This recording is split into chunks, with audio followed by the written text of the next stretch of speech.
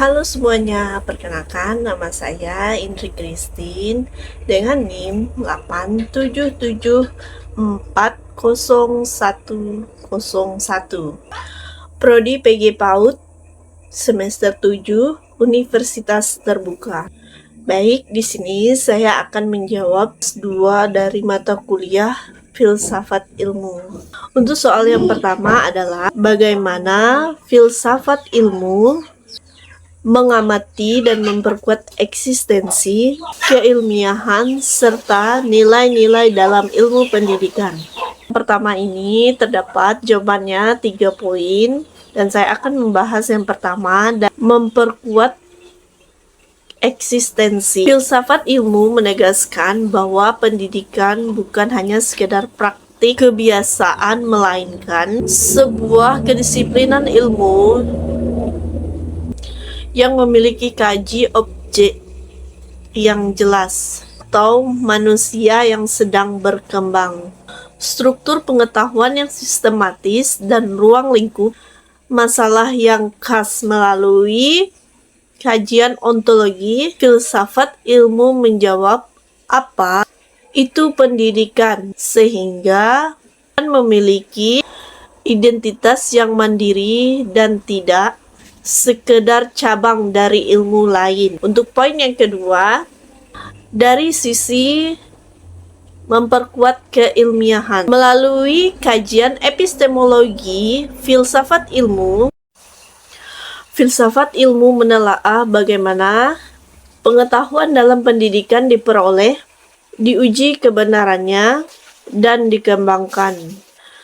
Ini memastikan bahwa teori, metode, dan pendekatan dalam pendidikan didasarkan pada logika, penelitian, dan bukti yang sah, bukan sekedar asumsi atau mitos.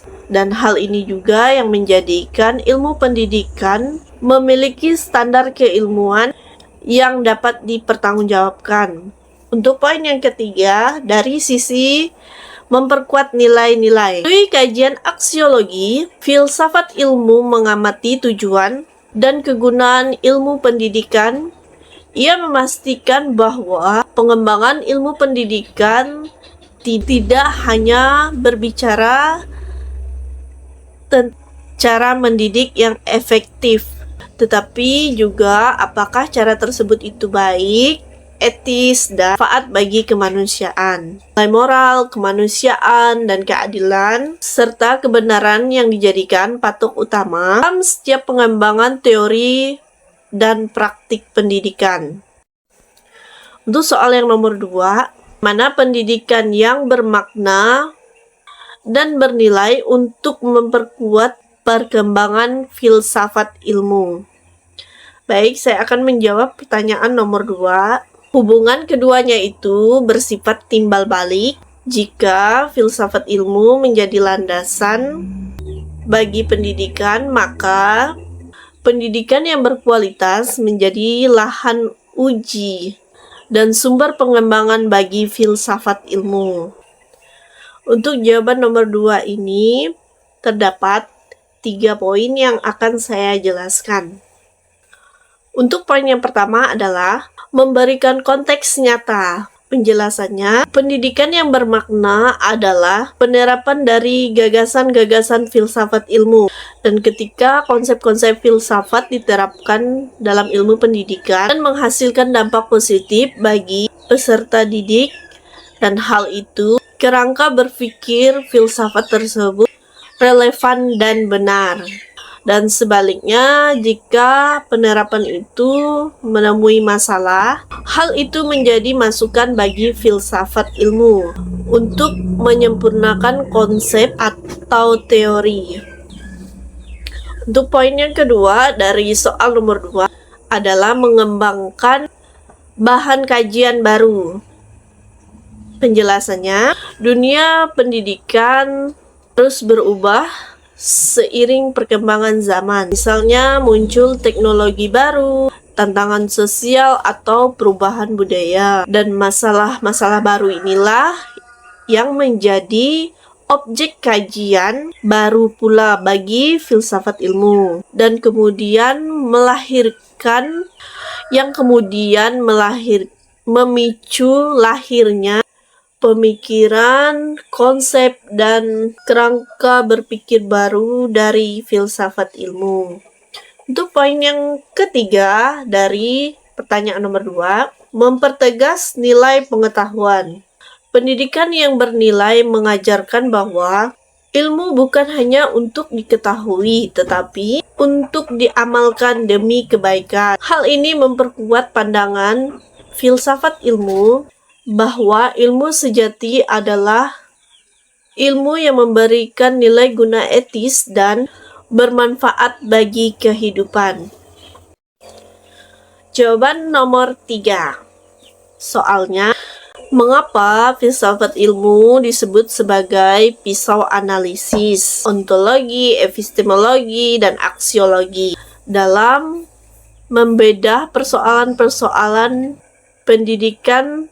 Filsafat ilmu itu disebut sebagai pisau analisis karena memiliki 3 dimensi kajian mendasar yang mampu menelusuri akar-akar permasalahan pendidikan, sehingga masalah tersebut tidak hanya dilihat dari permukaannya saja, melainkan dipahami secara mendalam dan menyeluruh. Dalam soal nomor 3 ini, saya akan menjawab dengan 3 poin penting. Yang pertama, dari poin ontologi. Penjelasannya, ontologi mempertanyakan apa yang dipelajari, dan ini berfungsi untuk membedah hakikat masalah ketika ada masalah seperti peserta didik malas belajar. Ontologi mengajak kita bertanya, apa hakikat peserta didik? Apa mereka makhluk pasif atau aktif? Apa hakikat belajar? Apakah sekedar menghafal atau memahami? Dan jawaban-jawaban ini menentukan penyelesaian dari permasalahan. Untuk poin yang kedua, yaitu epistemologi. Penjelasannya, epistemologi ini mempertanyakan bagaimana cara memperoleh pengetahuan, dan epistemologi ini berfungsi membedah cara atau metode. Dan jika masalahnya adalah kurikulum yang sulit dipahami oleh siswa, epistemologi ini mengajak mengkaji bagaimana cara menyampaikan materinya, apakah metodenya sesuai dengan cara kerja otak dan cara belajar siswa, dan apakah kebenaran yang disampaikan itu dapat dipertanggungjawabkan secara ilmiah. Untuk poin yang ketiga, aksiologi. Aksiologi ini mempertanyakan untuk apa ilmu itu digunakan. Aksiologi juga berfungsi untuk membedah nilai dan tujuan. Jika ada kebijakan pendidikan, aksiologi bertanya, untuk apa kebijakan ini dibuat? Apa tujuannya, memanusiakan manusia atau sekedar mengajar nilai angka? Dan apakah dampak dari kebijakan ini baik atau adil bagi semua pihak? Dan dengan ketiga pisau analisis ini, setiap persoalan pendidikan dapat dibedah dari sisi hakikat, cara kerja, dan tujuannya, hingga solusi yang diambil menjadi tepat sasaran, mendasar, serta berkualitas. Pertanyaan nomor 4. Contoh-contoh konkret dari penerapan filsafat ilmu dalam praktik pendidikan sebagai berikut. Untuk soal nomor 4 ini, ada 3 contoh konkret yang akan saya jelaskan. Yang pertama, dari contoh dalam kebijakan kurikulum merdeka. Dari penerapan ontologinya, mengakui hakikat peserta didik sebagai individu yang unik dan memiliki bakat dan minat berbeda, serta berkembang sesuai potensinya. Untuk poin yang kedua, dalam kebijakan kurikulum Merdeka, penerapan epistemologi, mengubah cara memperoleh pengetahuan dari cara menghafal, dari sekedar menghafal, menjadi pembelajaran yang berbasis proyek dan pengalaman nyata. Poin yang ketiga, penerapan aksiologi. Tujuan pendidik tidak hanya mencetak siswa yang pintar secara akademik, tetapi memiliki karakter, potensi, dan kemampuan berkontribusi bagi lingkungannya. Dan contoh yang kedua, dalam kurikulum pengembangan materi ajar, penerapan ontologinya, materi itu disusun berdasarkan hakikat ilmu pengetahuan itu sendiri dan persiapan perkembangan jiwa anak. Poin yang kedua, penerapan epistemologi.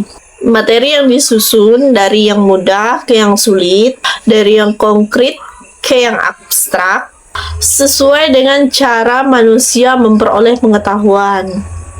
Poin yang ketiga, penerapan aksiologi. Materi itu dipilih karena memiliki nilai kegunaan bagi kehidupan siswa, bukan sekedar pengetahuan yang kering.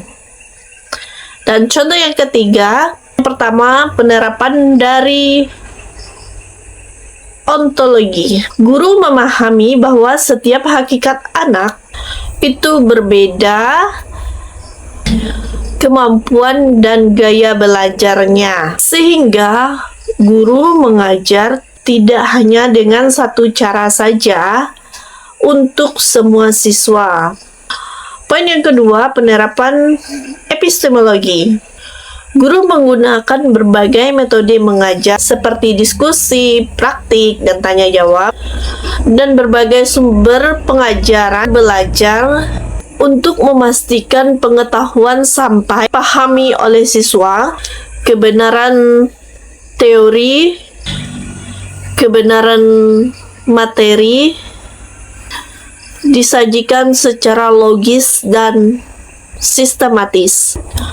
Poin yang ketiga, penerapan aksiologi. Guru mengajar dengan penuh kasih sayang dan kesabaran, memastikan bahwa proses belajar membangun harga diri siswa, kejujuran, dan ingin tahu yang positif, sehingga pendidikan menjadi proses manusia yang memanusiakan. Sekian presentasi saya. Saya ucapkan terima kasih. Bye-bye.